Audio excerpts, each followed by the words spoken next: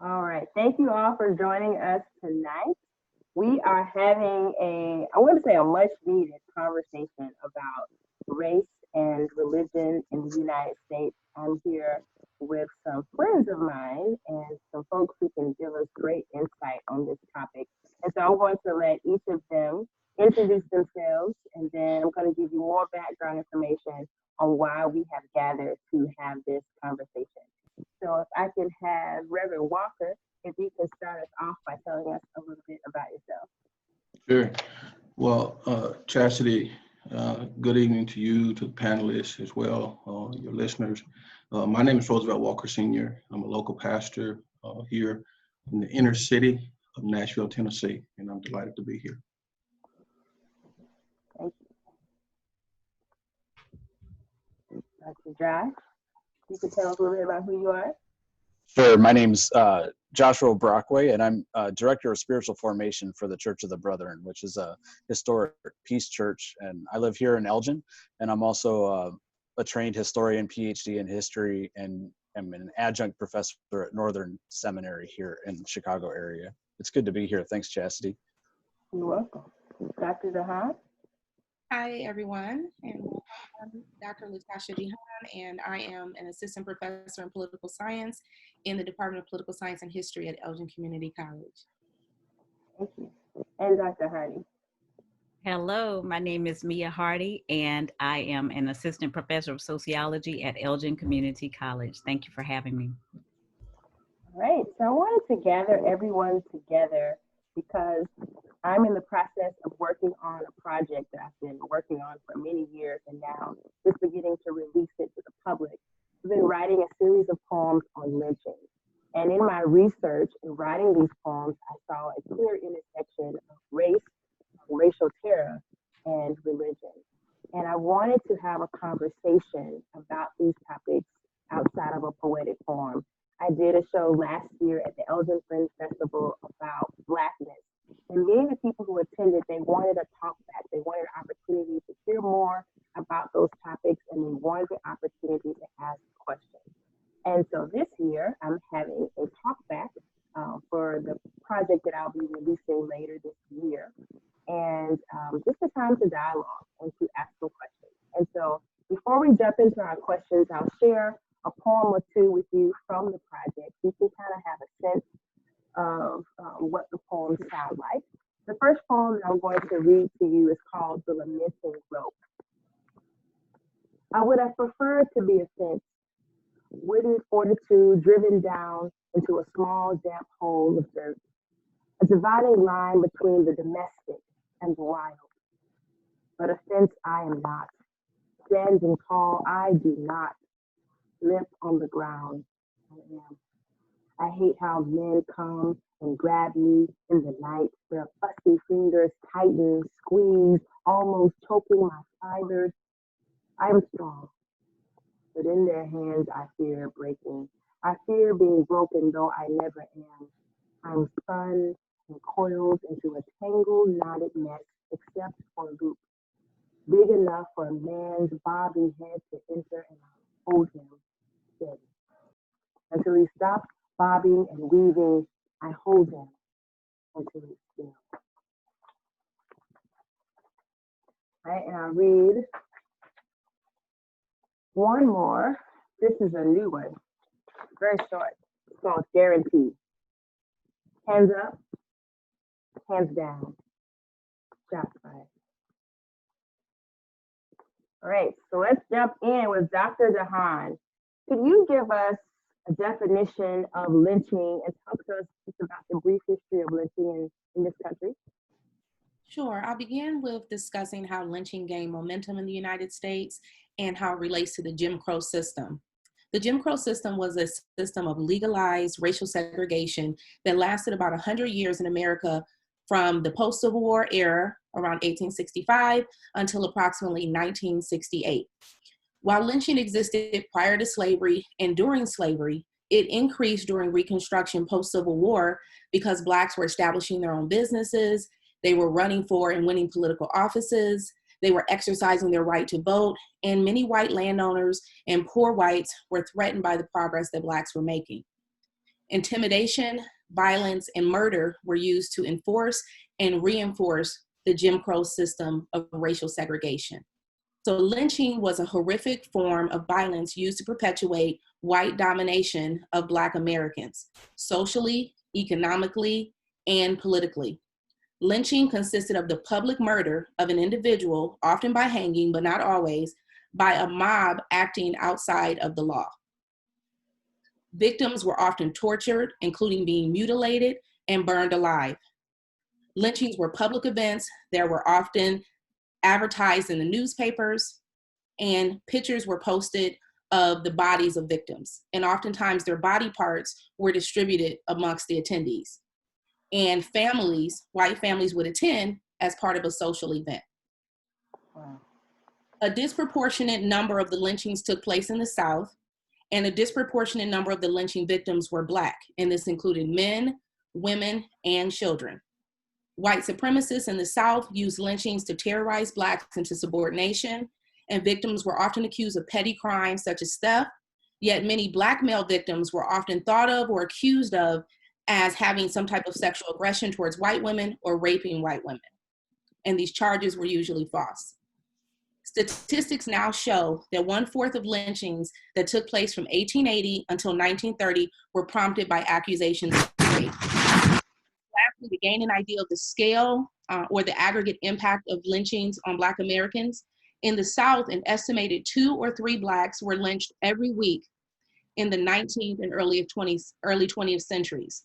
In Mississippi alone, where Emmett Till was murdered, and we just had the 65th anniversary of his death, 500 Blacks were lynched just in Mississippi alone from the 1800s to 1955.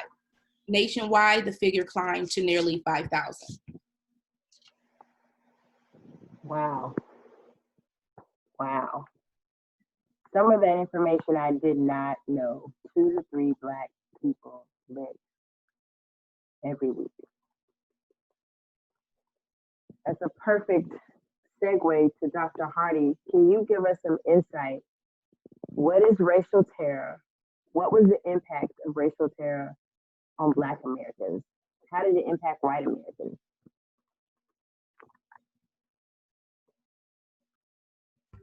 Dr. DeHaan, thank you so much for that great overview and introduction. It does dovetail nicely into racial terror, because lynchings were a huge part of racial terror. And essentially, racial terror is the series of violent mechanisms against Blacks by whites, and most certainly and prevalently after slavery was abolished. There was, once slaves were freed, the nation struggled with the even more with the freedoms and rights that were supposed to be afforded to Blacks at that time. And so racial terror was the acts of violence that were intended to scare Blacks into submission and scare Blacks into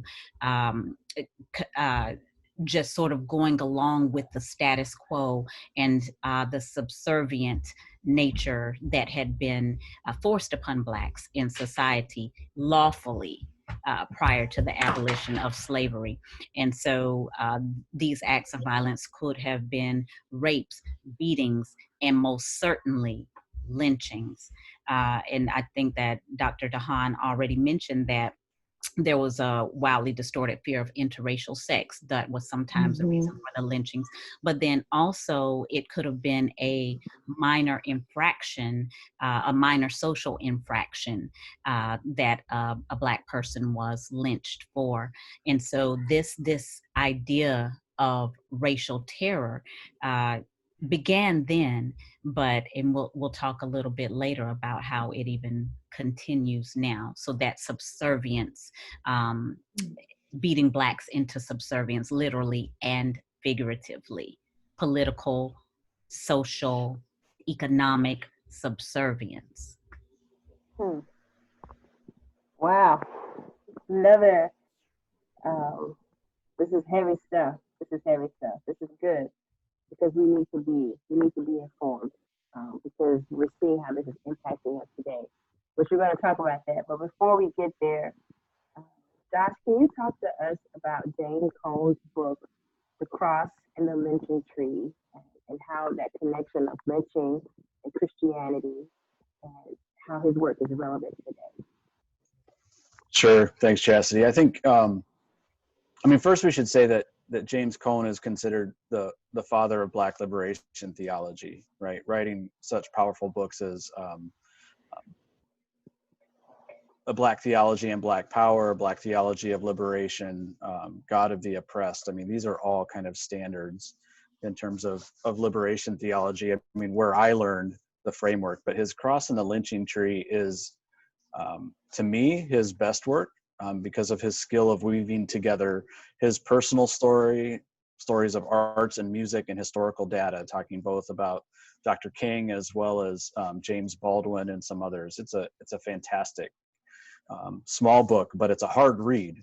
It's a hard read, especially for white Christians as they wrestle with this, because Cone's main thesis of the book is that Jesus's death on the cross was a terror lynching, and that white Christianity has glossed over that. I mean, I would almost say we whitewashed it literally to not see how Jesus was a victim of extrajudicial terror lynchings, right? Cone says in his introduction that until we talk about the cross and the lynching tree in a kind of metaphorical side by side, we can't understand American identity, nor can we be delivered from the horror and brutality of white supremacy, which is a profound statement, I think, and forces us to look at the violence both of lynching and in the cross. That in the cross, we have to remember that crucifixions were an act of Roman power and oppression over the people that they occupied, including the Hebrew people.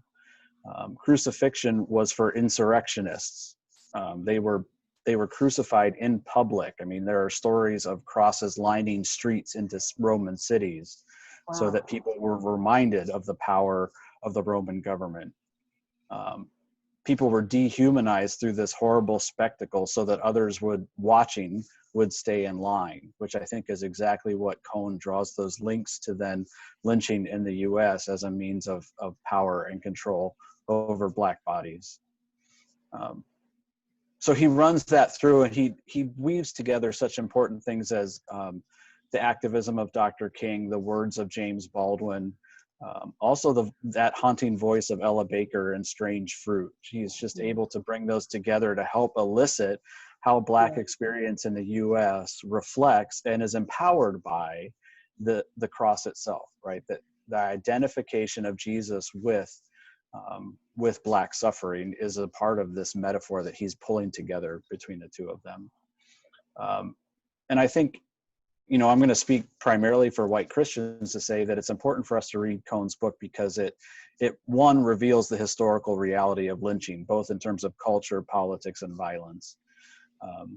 But that it also forces us as white Christians to look through lynchings and how Black bodies can mean something, and how hope and empowerment and what Cone calls that transvaluation of the violence done by white people into something more powerful and profound. I mean, it's simple to say that, as some have said, the greatest miracle in American Christianity is the Black church. That it's a witness to that hope and power of the cross that transvalues the oppression and violence done to Black people that can transform into a community of hope and transformation. And so I think Cone's book helps us pull all of those threads together in a meaningful way. Thank you.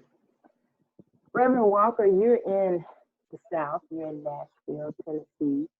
Why do you think many Southern Christians were able to support or be silent about lynching? And why do you think some of them believe the Bible supported this type of behavior? You're muted, Reverend Walker. Reverend Walker, we can't hear you. I apologize. That's okay. Great question. And let me say, first off, with respect to what has already been said, lynching, as you heard Dr. DeHaan talk about, and Dr. Hardy, I mean, it was not at the time that it was happening over, of course, a century-long period, 1865 to the late 60s. It was not at the time that it was happening something that was trendy or trending. And what I mean by that is it was deeply engulfed in the culture and Christian men and women as a consequence. And even today, we have to constantly grapple with, are we going to adopt or adapt to the culture? Or are we going to, stay pinned to our Christian beliefs, values, et cetera? So that's the first thing I would say. The longer it went on, the easier and more culpable Christian men and women became to this horrible practice. A few other things I'll say is I think most Southern Christians did not see or want to see, and quite frankly, because it went on so long, they could not see. There's something to be said about, blind spots. In this case, is an understatement. But I think most did not see or want to see lynching as part and parcel of a systemic system of racism. Number one, but rather individual cases. They saw it as individual cases of brutality or punishment levied against a few, quote, bad blacks. The second thing I would say to your question, Chastity, is that it seems to me if Southern Christians believed in slavery and their racial superiority and Jim Crow, and what their church leaders, namely pastors, denominational leaders, white pastors and denominational leaders, taught them as Bible supported, then lynching or its support wasn't quite the leap we think for them. Because they were following the leadership of their pastors, their denominational leaders. I mean, my goodness. And for goodness sake, they fought a war to maintain this. So the notion that it was, relatively easy by and large for them to maintain that coming out of slavery, trying to hold on to what you've already heard, their quote idea of racial superiority legally and all of that, and what they could not do or felt they were losing legally, then obviously we'll adopt illegal manners to do that. And we have church leadership, ecclesiastical authority saying to us biblically, it is okay. Now that was not every Southern pastor, minister, denominational leader, thus the divide. Southern Baptists, Northern Baptists, Southern Methodists, other Methodists, and so forth. And so that was not everybody, but boy, it was quite widespread. And then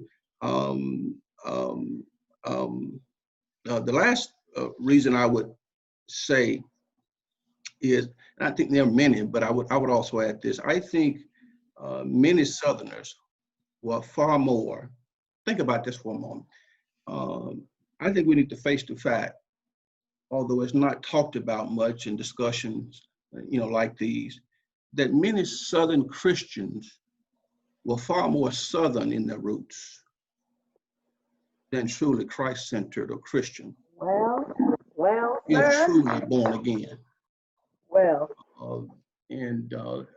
I mean, we're talking about this from a church perspective. We're talking about race, the intersection of race and religion. So we have to put that into the conversation. And I would submit to you, it is my belief, and I believe the evidence bears this out overwhelmingly, that they were more Southern in their roots, their beliefs, their values, and the behaviors that it shaped than they were, Christocentric. Wow. You dropped the bomb. That was good. I want to kind of stay there for just a moment. One of the things that I find interesting in terms of the New Testament is that Jesus did a lot of healing and healing of the blind. And that's one way that I look at what's going on today, is that there's a level of blindness that people don't see. And then I think there's a level of willingness, like we're just going to look away. So how do we begin to dismantle this belief this system that many Christians in the North, the South, the Midwest, the East, the West Coast, many white Christians are either blind about the racial terror that existed then and now, or they're just looking away. How do we begin to dismantle that as a body, as a people? Anybody can answer that. I think, Chastity, that we cannot dismantle that unless we face it head on. And I think that it takes strong voices such as mine, yours, Dr. DeHaan, Reverend Walker, Dr. Brockway, to do so. And it takes strong voices from different backgrounds. It can't just be Black people sounding the alarm that, hey, this is still happening, and this is happening in a widespread manner, not just in small pockets. This is still happening. And I think that we can't begin to dismantle until we force the nation to look at what's happening, still happening head on. And we do so from a very multicultural perspective, even if that means that Black people have to sound the alarm first. We can't be the only ones sounding the alarm loudly. It has to be people from different perspectives and backgrounds.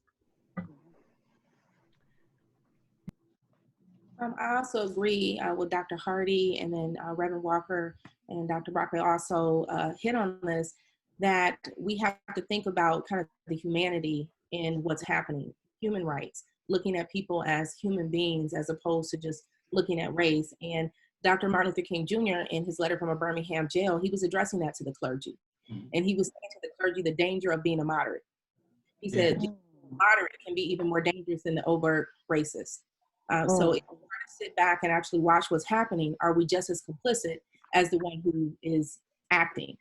And so he called the clergy to stand with him and stand against what was wrong and stand on the principles of the word, and said, you should be standing with me as fellow clergymen and helping me to call out what is harming the community and what is harming human beings. So I think it starts with us recognizing the humanity of others and not just looking at race. And I think that we can't be complicit. If we're standing by, is that the same thing as acting? Is that the same thing as agreeing with what's going on? And we have to call ourselves to speak out.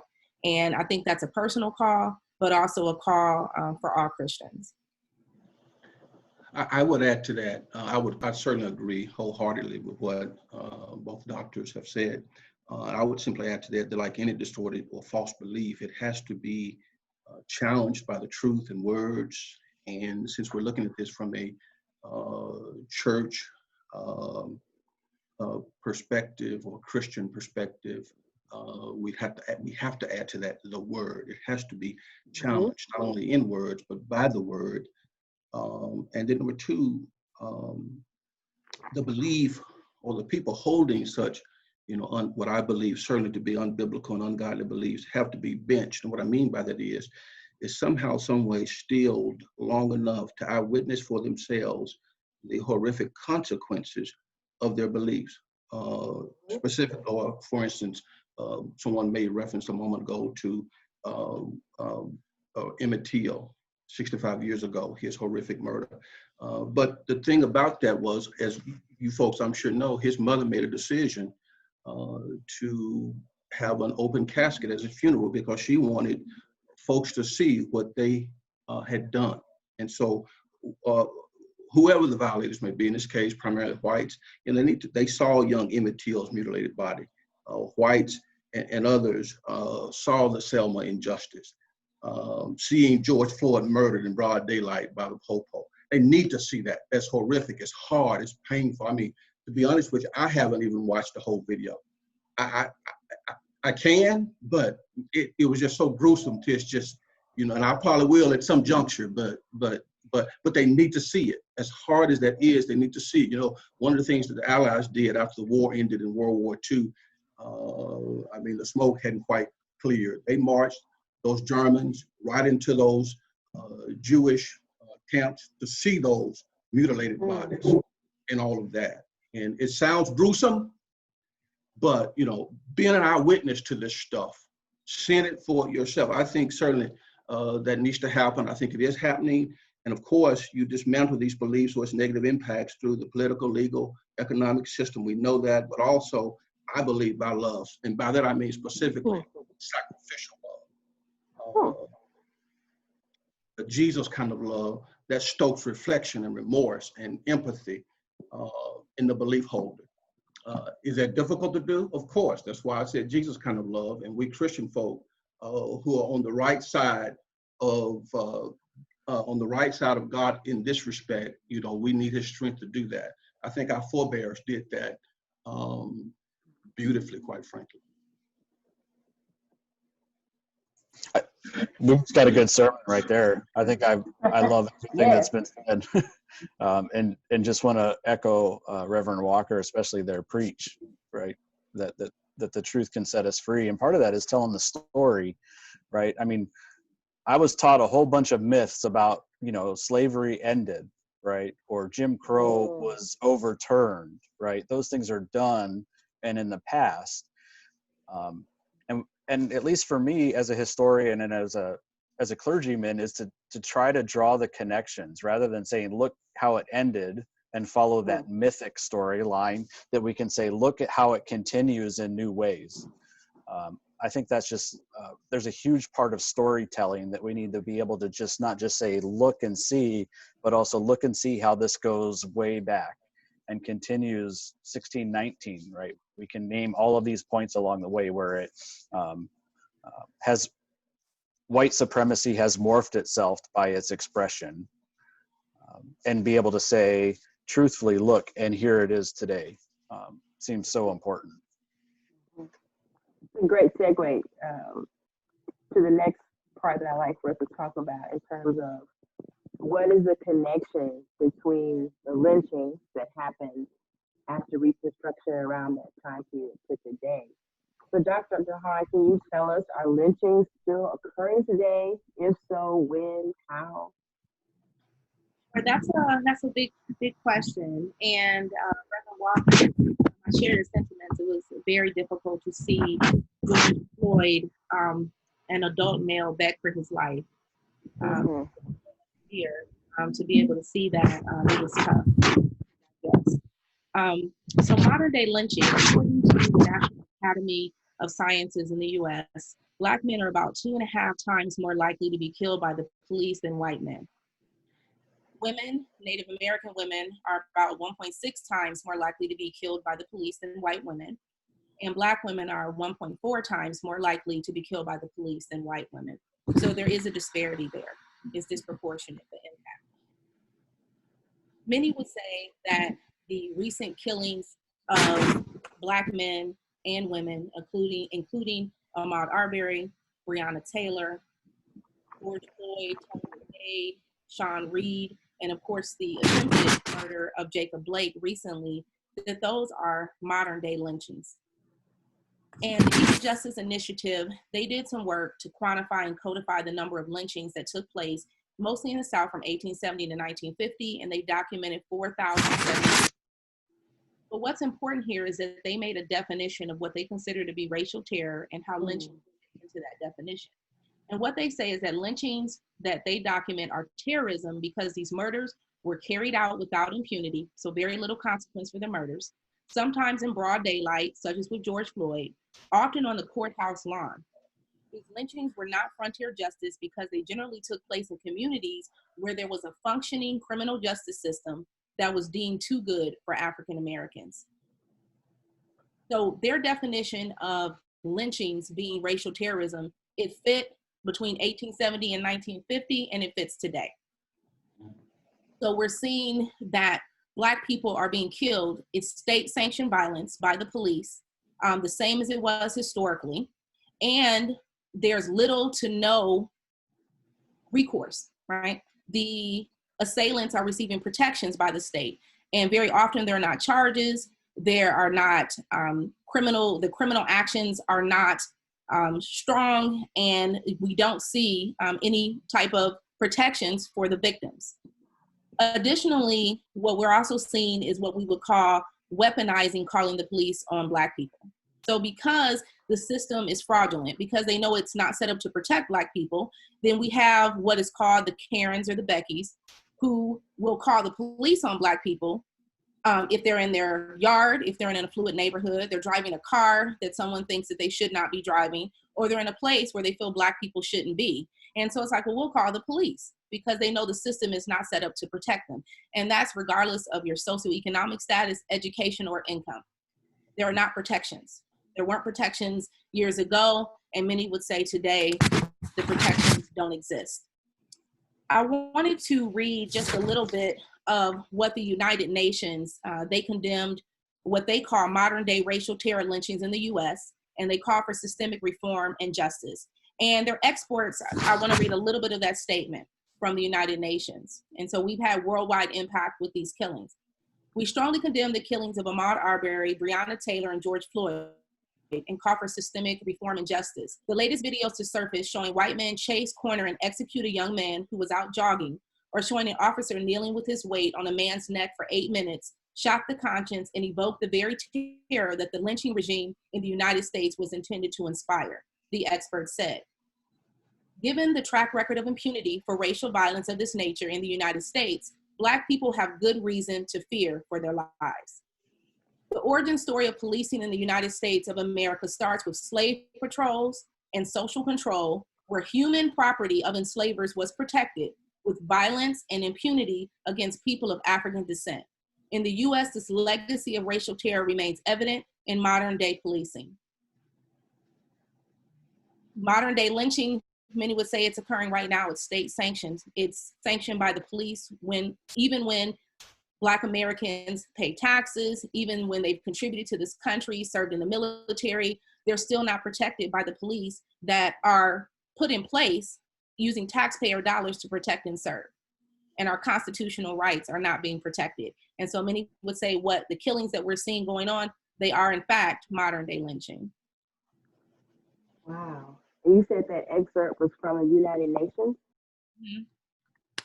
So my question is, how is it that a secular organization can come out and make a statement and say that these killings are not good, they shouldn't be happening, but yet there's so many pastors, preachers, and pulpits who are silent on the issue? What is all of that about? Why are white churches, many white churches, not all, not talking about this issue and not taking a stance that these modern day lynchings are not okay? Any thoughts on that?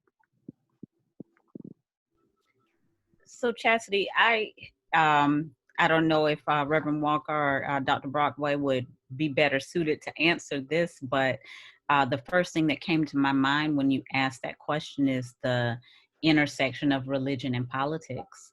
And I think that it is so difficult for people to separate their religious and spiritual beliefs with their political beliefs. And unfortunately, at this time, there's a clear delineation between being to the left or being to the right and what you believe in terms of racial justice. And I need not go further. I think we all see where I'm leaning with that. And so I do think that it's very difficult to break the two.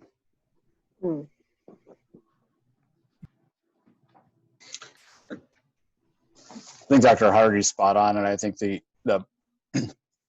historical narrative of particularly evangelicalism, but I would say most of white Protestantism is this kind of march and morph or change with the political storylines of the time, right? So we can see the development of the law and order political position, right? Like whether that was through Nixon or through New York and stop and frisk or broken window policing, those practices. We can see Christians falling in line saying, look, this is about law and order, this isn't about race, even though everybody behind the scenes was saying this is about race. Dr. Brenda Salter McNeil points to this in her new book called Becoming Brave, where she narrates her experience as a young Black evangelical and following the line to vote for Reagan, and realizing that a lot of the tax policy and the religious right support for Reagan was because of tax policies that were instituted under Carter, so that schools like Bob Jones could no longer discriminate based on race explicitly. If they received federal funds, they could no longer do that. And that the conservative Christian right was a reaction to those those policies that were trying to equal the playing field again. I agree with that more. Thank you, folks, for saying that. As we speak, and I think it may be happening at this very moment, where we live here in Middle Tennessee, just outside of downtown Nashville, in the suburbs, there's a church, Southern predominantly, white church. And I want to be careful. I don't know the church in and out, but certainly this church has tended to be in the news lately. And one of the primary reasons for that, it's because of its political, spiritual, it's political, spiritual, merging of those two things. I mean, as we speak, this church is literally, and it may be happening at this very moment, they had planned to host Roger Stone, Roger Stone, who was just recently pardoned by the president, to speak in that church. This church is literally 2.5 miles down the street from where we are. And so I could not agree more. This stuff goes back, well, it really goes back to, 1619 coming forward, this whole notion of duplicity, from the standpoint that, many of the political leaders and so forth were also Christians who were political leaders. And so they were able to wield power, twofold nature from the church and then the politics, and then they merged and all this kind of stuff. And then, of course, with the, the rise of stuff like the moral majority or the riotous Dr. Brockway made reference to, and Reagan and all that kind of stuff. And certainly Trump, he kind of sees himself as a reincarnation of Nixon and his affiliation with that whole crowd. Now, let me just say that's not me, casting shade on the whole horde of, Republican vote casters. I'm not doing that. But what I am saying, or Christians for that matter, but what I am saying is that duplicity has proven problematic to a large degree. The war on drugs and all of that, and both parties have contributed to that to some degree. But has it levied horrific impacts on the Black community. What is the church's role? You all think? Or Dr. DeHaan, do you have something to say on that? I want to add, agree with, of course, Dr. Brockway, historical, and Reverend Brockway, that the entanglement with the church and the state and in politics goes back as far as Western civilization is back. So this whole idea of wanting to have power, like you said, whether it's the left or the right, and the right being the religious conservative, wanting to have power in the state. However, I do want to kind of think about this whole ideal of those who are in power and in policy, that they assign a value to people, whether they're worthy or not worthy. And those who are writing the policy often don't look like, or often don't look like minorities. And they're writing policies that ascribe benefits, or they ascribe some type of penalty. And they have, just like the war on drugs, as Reverend Tucker mentioned, they have their mind to be, and that person is ascribed many times, not given the benefit of the doubt, not given the and are ascribed.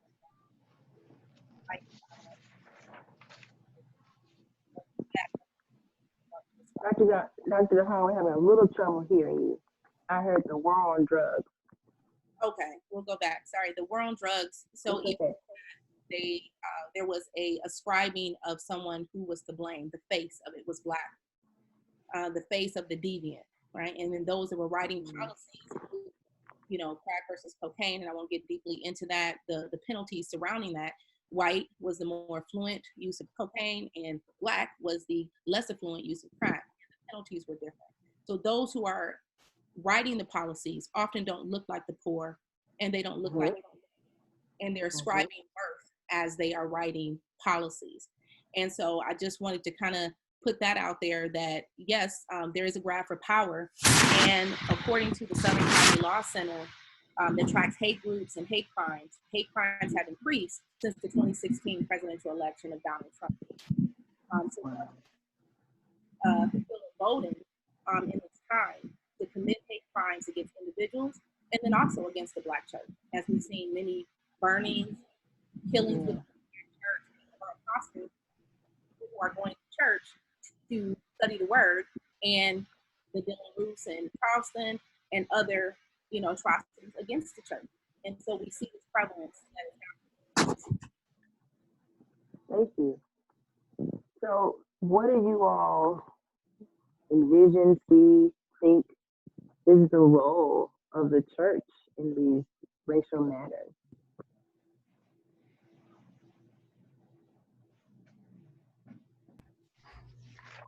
I think the role of the church is certainly what it should have always been, which is taking more of a leadership stance on this. Several years back, we had the bracelet, what would Jesus do? The bumper stickers, what would Jesus do? It's a great time to bring those back out, clergy. It's a great time to bring those back out. Just pose the question, what would Jesus do? Keep that question at the forefront. And I think that that is a major role that the church should be playing. I realize that Sunday morning is the most segregated time in this nation. However, whatever your body looks like, I think it's important to give that message. What would Jesus do? Keep it in the forefront. And then also come together in a more collective way to put that message forward.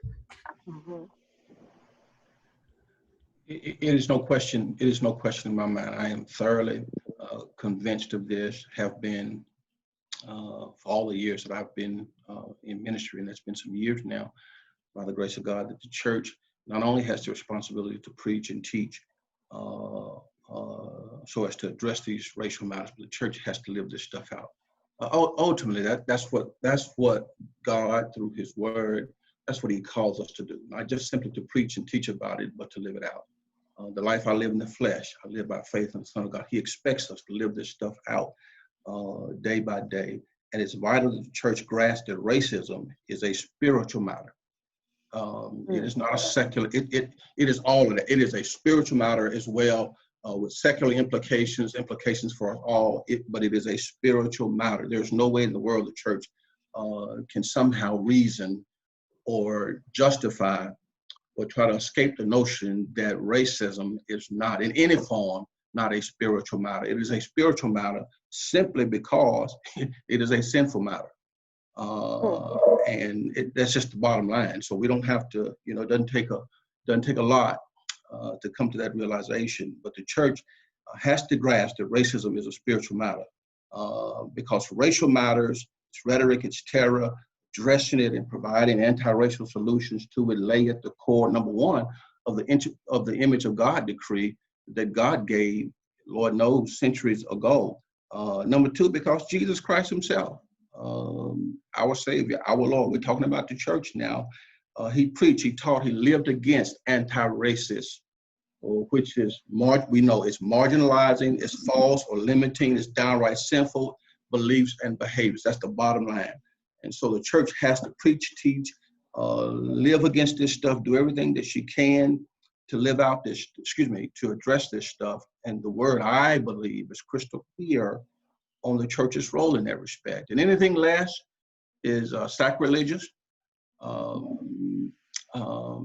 hypocritical, and just downright wrong. Amen. Again, another good sermon, bro. Right? I think my good friend Dominique Gilliard, who's written the book Rethinking Incarceration, said it well in a event I was at with him, and he said, "Look, you all are discipled into white supremacy." That, and I'm talking particularly to the white church, and say, look, we need to understand how white supremacy has been interwoven into the way we understand the gospel and politics and salvation. We need to re-disciple ourselves. That's my take. And to me, I say, along with several others, that means white communities need to step under the leadership. We need to submit to Black and brown leaders, and follow where they tell us to go and stand where they tell us to be, because too often we're used to being in the deciding positions, right? And in this case, I think we need to follow for a little while and sit back and listen. Wow. Powerful as well. Any other thoughts on that? So what advice would you give a church leader who wants to have more discussions among his or her congregation about race? Anyone can answer that.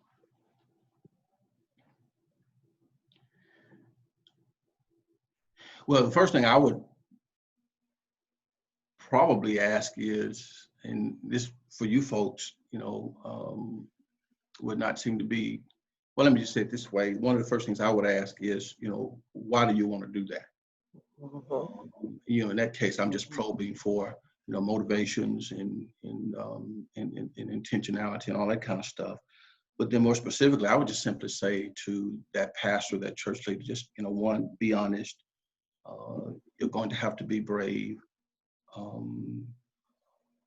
be biblical, come at this stuff in a knowledgeable type of way, be knowledgeable, be open, be transparent, be prayerful, and be ready to act on what you hear, what you learn, what you glean. Just be about it. That's what I would say. And let me also add, I should say, in speaking to white brothers and sisters, I would say to them, even more, brace yourself for what you may or may not hear, that you have not heard or you have not been attentive to before. Be prepared for that.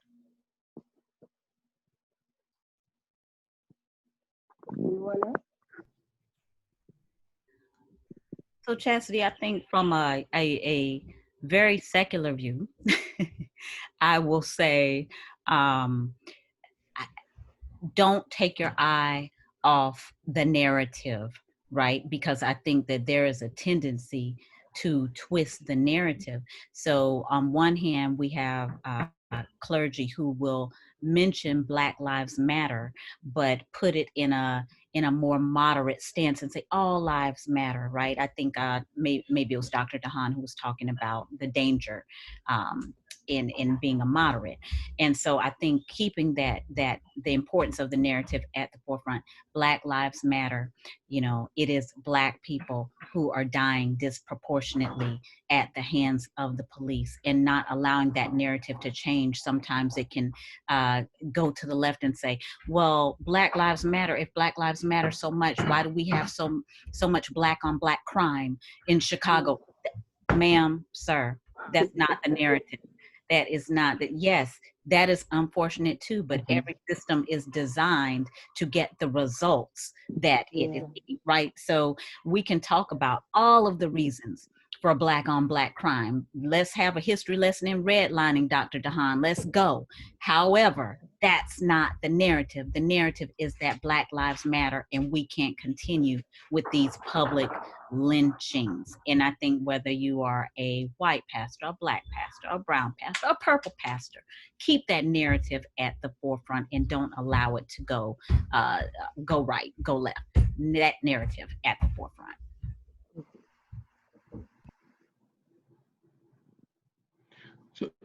So maybe then, given what you have just said, Dr. Hardy, and so maybe then it's important. James Cone, and by the way, he's from Arkansas like me, so kudos for that. But we won't count that against y'all. We'll go on. But he talks about the starting point. When you think about Black liberation theology and all of that. And so perhaps, for a conversation like this and talking with our white brothers and sisters, maybe it'd be important or necessary that a starting point or a starting point be, not just ideated, but nailed down before you enter into a discussion like that. What is the starting point? Where are we starting? Where we're starting. Not ending per se, but starting, given what you just said, Dr. Hardy. I think that might be helpful. Excellent point. Great point. Anyone else? I think for white folk entering the conversation, right, is to say, do the internal work first. And I'm not saying like address your intentions. I'm saying learn your motivations. Learn to be okay with being told the impact of your actions have racist impacts, and to learn to say the words, "I'm sorry, I didn't understand," first, because I think those are, white folk tend to short circuit the race conversations because we're uncomfortable with being told that we're have done racist things. And have bought into a system of white supremacy through how we're acting. And so we got to attend to what some have called that fragility of our reaction to the conversation, so that we can be okay and have some humility to say, I don't know, I don't understand, help me understand.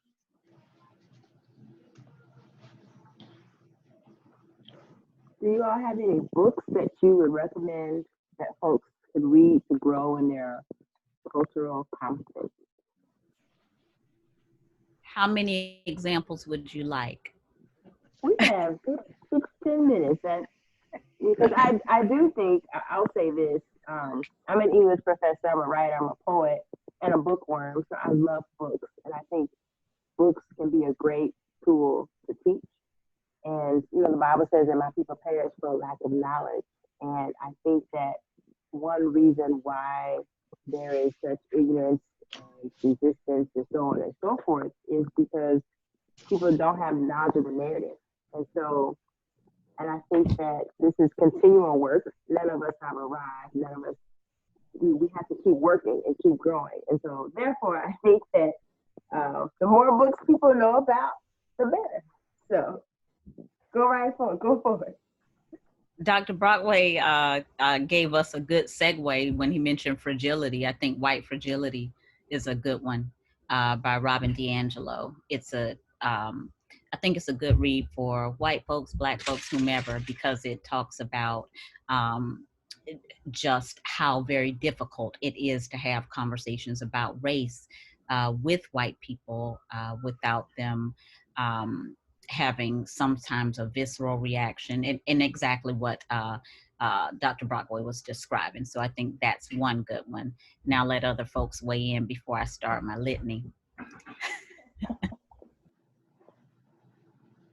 Along those same lines with White Fragility, How to Be an Anti-Racist by Ibram X. Kendi. I think that's also a good one along those lines.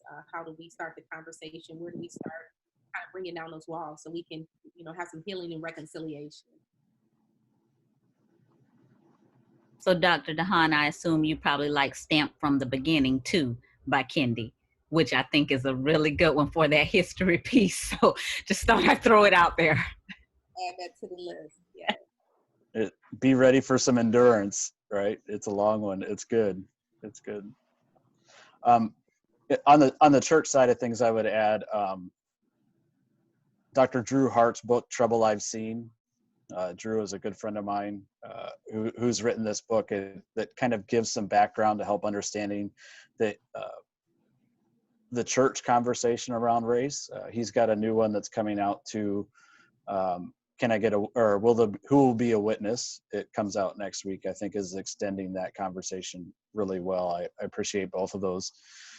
But also Dr. Chaniqua Walker Barnes, who's written a book called I Bring the Voices of My People, that tries to give us an excellent look on how we race and gender intersect and how those things come together. I've appreciated all of those books in the process. I will just submit 2, 3. One, I'm Still Here, about Austin Channing Brown. Yeah. She just beautifully, it's not a biography, but boy, does she, using her own experience, capture for people what it's like being Black living in a white dominated world. And then the other is The Color of Compromise by Jamar Tisby. And it gives just a very precise historical perspective, particularly as it relates to what we've talked about a little bit here this evening, the politicization of the Christian community in unhealthy ways. He just does a wonderful job. And as well, toward the end, he offers some possible solutions. And then the last one, you might expect this from a preacher. Yeah. Is the Bible. But there's a reason why I say that. And the reason why I say that is because much of the Christian world is biblically illiterate. Well. And so then the Bible. So while I think we probably should have dropped the mic after the Bible, Right. I'm just going to add one more. But that Bible, there was a mic drop. So I was thinking the new Jim Crow, Michelle Alexander, is still, it's still a seminal read. It really is. And understanding the impact of mass incarceration and understanding just that disproportionate impact on Black people, right? I think that's important in this conversation, in many places in this conversation. So, and I would add just some like fiction books, because I think sometimes story helps people understand these concepts a little bit more. So The Kindred by Octavia Butler is a great one. Jubilee by Margaret Walker. Roots by Alex Haley. Even Why We Can't Wait from Dr. King. And the autobiography of Malcolm X, which is also by Alex Haley. I think those are also good reads. So we have reached our hour. So I just want to end and giving everyone a final say. Just offer some closing remarks, benediction, perhaps, some takeaways that you want people to leave with. So we'll start with Dr. Hardy. okay, so thank you again for having me. I think that this conversation is it's so important, and I hope that these conversations continue across the nation as we grapple with healing in the midst of one of the most important elections in modern time. We are living in a nation that was built by Blacks, but not for Blacks.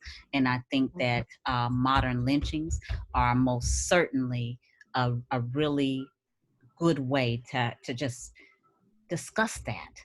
The modern lynchings are a result of this nation not having been built for Blacks. And so we have to grapple with that, because that's a truth that we don't grapple with enough. And we have to grapple with it if we're going to move towards healing. I would say, Chastity, to your listeners or whomever listens to this, and you are trying to get your white pastor, denominational leaders, to take up the bloodstained banner in a direction of dealing with the reality of this racial fallout, and you're having a hard time making inroads, I would just encourage those individuals to do this. They may be resistant to hearing some of the things that we've talked about here today. They may question, cast shade, disagree, whatever. But what I would encourage you as an individual to do, I would encourage you to go to your pastor and speak to him or her in a language, quite frankly, that most pastors resonate with, and that is your heart, your pain. They resonate with that. When the shepherd, or I should say the under shepherd in this case, knows or she knows that the sheep that they are called to lead to the best of their God-given ability is hurting, that tends to open them up to being empathic, which means to listen in part, and then some. And so I really would encourage whoever is listening to that. And if we just happen to have, white pastor colleagues or ministers or whomever listening to this, I want to implore you, just from one pastor to the other, one believer to another, that you seriously, if you haven't, that you seriously take under consideration where you stand with respect to this all-important matter. This matter has the capacity to rip this nation completely, entirely apart. And I would just simply ask you and plead with you by the Spirit of the living God to take this matter up.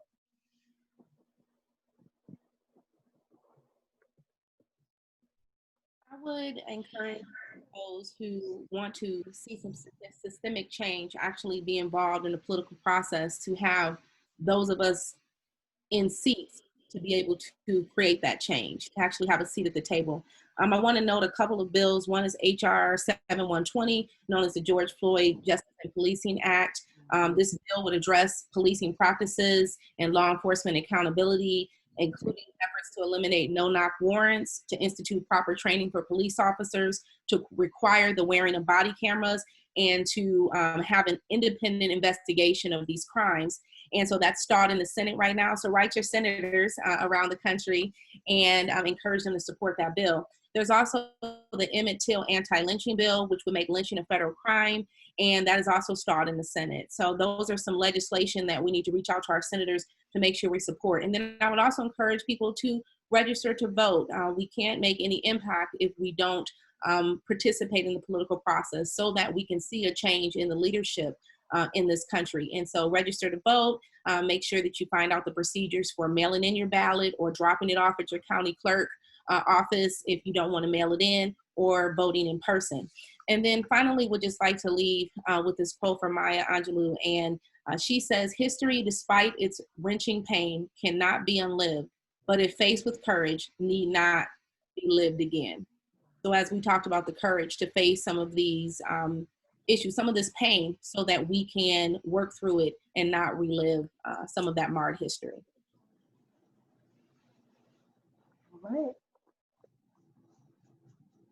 Josh, you're up. What are your last words? How do I follow any of that? I mean, I just offer that strong amen to everything that's been said from Dr. Hardy, Reverend Walker, to Dr. DeHaan. I think that there's so much to pay attention to. And to my white colleagues, it's just simply to say, listen, we're being told what's happening in the world around us. And we're the ones that play the race cards when we think that those persons aren't being objective, right? That's what my friend Drew Hart says, right? And in that sense, as a white leader, is to not necessarily trust my gut to see what everything is going on, but to receive the guidance and stories and to stand where I'm told to stand. And I think there's a lot of opportunities to sit back and hear that leadership, receive that leadership. And we'd also say, come hear your poetry, right? Check it out and sit with the storyline. All right. Well, thank you all. I don't want to keep you all later than the intended time. But thank you so much for the insight that you offered. I think that a lot of people are going to get a lot from this. I'm looking forward to how people grow, from hearing what you all have to say. So thank you all so much. and enjoy the rest of your Sunday. And Thank you so much, Chastity. Folks, it's a pleasure meeting you folks. God bless you. Thank you. Bye-bye now. Thanks. bye-bye. Bye.